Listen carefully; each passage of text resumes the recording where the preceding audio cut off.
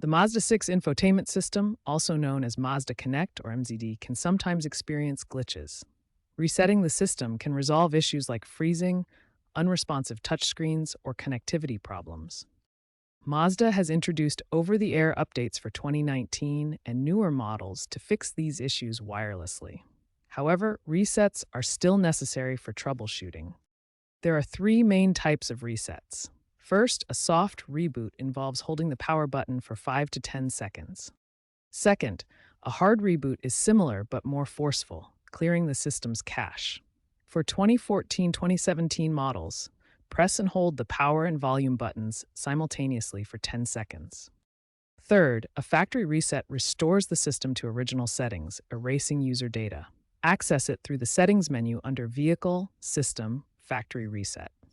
Always perform resets while the vehicle is stationary. To perform a soft reboot, hold the infotainment power button for 5 to 10 seconds until the screen restarts.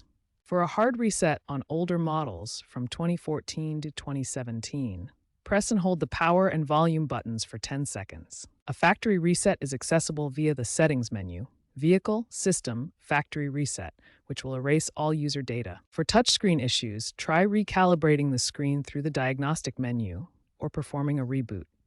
Regular software updates via the My Mazda app can prevent many issues. Remember to back up important data before performing a factory reset. If problems persist, a visit to a Mazda dealer may be required.